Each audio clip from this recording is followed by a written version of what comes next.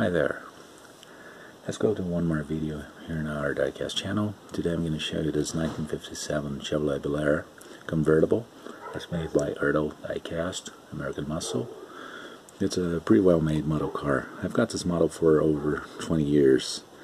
Please don't forget to share, to like my video, and to subscribe my channel.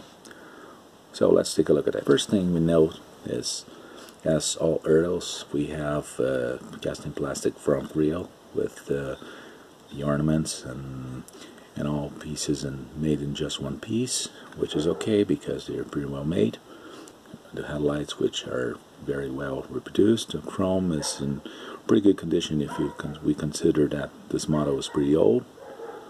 These hood ornaments that remind of airplanes and rockets, which is typical of 1950s. A Chevrolet that's painted over, and a V-shaped badge we can see here. The engine, which is fuel injected actually, it's a small block V8, and all details in this engine bay are pretty well made in separate pieces. So, and the hinges here are very simple, but also very delicate. They're not those very big hinges we see sometimes in some model cars, such as a Jada models, which I don't like very much because of the way they are made. Fuel injection badge. So this car was already fuel injected back in 1957. The trim, which is all made of separate pieces, and this very charming Bel Air chrome and white trim with the Bel Air badge here in the back. The interior, that's very nice. It's simple, but it's pretty nicely made for a budget model. We can see the gauges, buttons and knobs, the stick shift, and the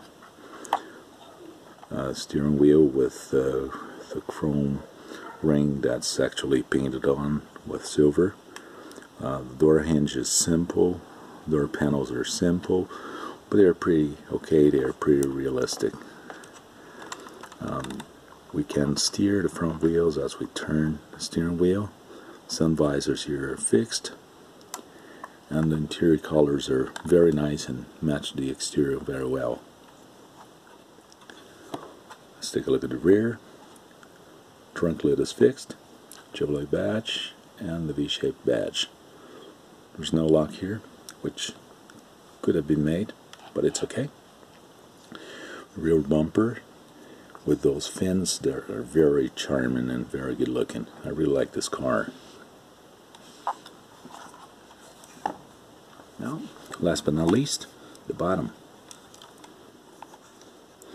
It's all made in black, but the mufflers were actually painted on different colors. This got a dual exhaust, different from the 1956 Chevy I've shown before.